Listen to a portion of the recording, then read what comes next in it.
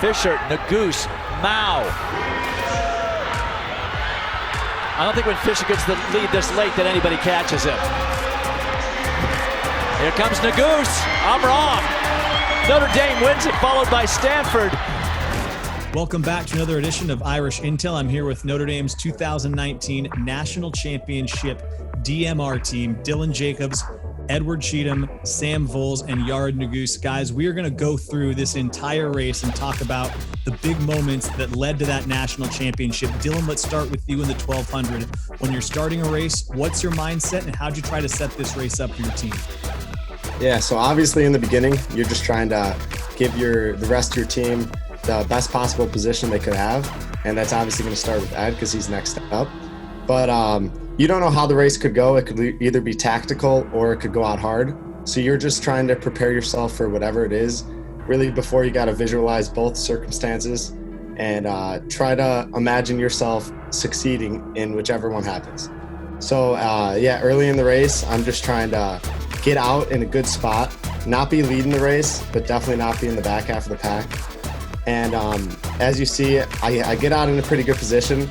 I start to fall a little bit throughout the race, but you see some guys really push up, and it's not a tactical race anymore. You're running all out. So at that point, you're just trying to stick with the pack and hand it off to Ed in as good a position as you can.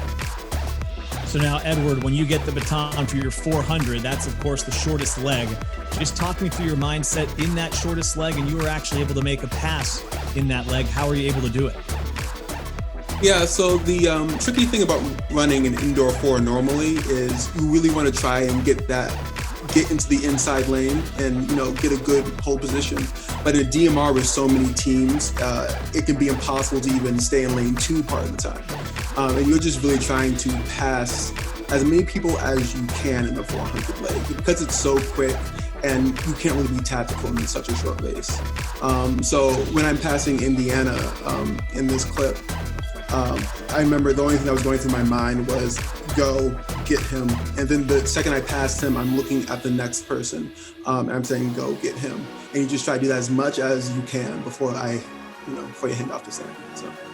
So Sam, you've got the third leg. This is the 800. And as this race developed, Iowa State was pulling away a little bit, but how were you trying to get the baton to Yared for that final mile? You were dealing with some congestion there as well. Yeah, so luckily most DMRs I've run, I have Yared on the back end to finish it out for us. So my original thought is always, I want to have that baton in my hand for the smallest amount of time possible. But this race was interesting, especially because we had Iowa State out front, like you said. But I was really trying to get Yared in a good position in that front pack. So when he got it, he could do what he does best and just chase and close that massive gap, which I think most people that are watching and even the commentators said that should be impossible. And you'll hear from Yared on how that actually became possible. So Yared, let's talk about your final mile. As Sam alluded to, you had to close the gap. On the first lap, the gap is extremely wide. How do you use your mind to close that gap over the course of 4 laps? Yeah, so there was definitely a situation that we talked about with my coach.